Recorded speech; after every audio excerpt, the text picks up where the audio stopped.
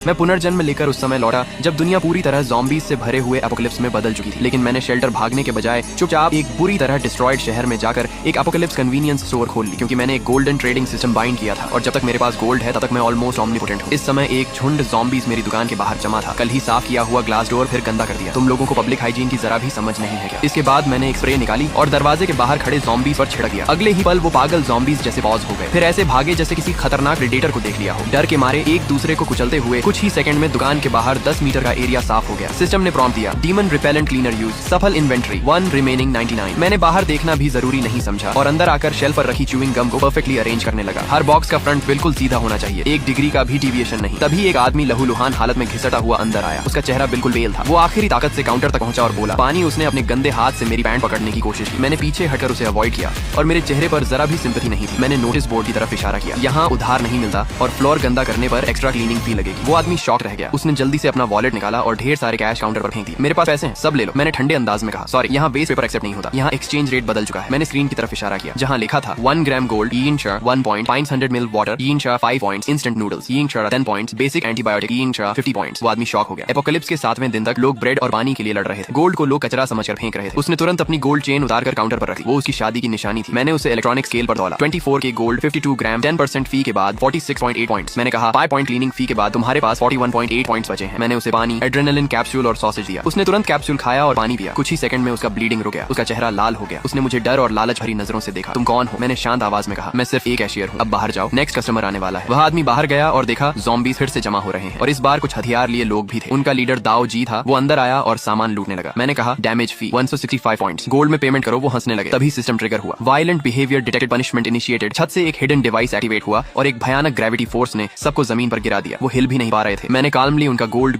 Teeth और valuables scan करके confiscate कर लिया। फिर मैंने स्नैप किया और वो सब बाहर फेंक दिए गए जहां ज़ॉम्बीज ने उन्हें घेर लिया। अगली सुबह मैं दुकान में बैठा था। सिस्टम दिखा रहा था 58 गोल्ड पॉइंट्स कलेक्टेड अपग्रेड के लिए 8000 चाहिए। तभी एक स्कूल गर्ल अंदर आई। उसका नाम सुज़ैज़ाई था। उसने बैग खोला जो गोल्ड ज्वेलरी से भरा हुआ था। मैंने तुरंत कहा ये वीआईपी कस्टमर है, उसके पास 3157 पॉइंट्स बने। उसने फूड और वेपन मांगा। मैंने उसे एक स्पेशल आइटम दिया, साइलेंट फ्राइंग पैन, जिसकी कीमत 5 पॉइंट्स थी। मैंने उसे दिखाया कि इससे मारने पर कोई आवाज नहीं आती, चाहे ज़ॉम्बी का सिर ही क्यों ना हो या किसी चीज पर जोर से वार किया जाए तब भी बिल्कुल साउंड नहीं निकलती, सिर्फ वाइब्रेशन महसूस होती है। यही इसकी सबसे खतरनाक एबिलिटी है, क्योंकि इससे तुम बिना नॉइज के ज़ॉम्बीज को खत्म कर सकती हो और दूसरे एनिमीज को अलर्ट नहीं करोगे। इस फैन की ड्यूरेबिलिटी भी बहुत हाई है और ये आसानी से डैमेज नहीं होता। क्लोज कॉम्बैट में ये बेहद इफेक्टिव वेपन है। मैंने उसे समझाया कि अगर सही तरीके से यूज किया जाए तो ये किसी भी हैवी वेपन से कम नहीं है। सुज़ैज़ाई थोड़ी देर तक शॉक रही, लेकिन उसकी आंखों में एक्साइटमेंट साफ दिख रही थी। उसने तुरंत डील एक्सेप्ट कर ली और अपने पॉइंट से फूड और ये वेपन खरीद लिया। दुकान के अंदर सिस्टम की बीप आवाज लगातार आती रही और मुझे समझ आ गया कि ये ऐप होगा।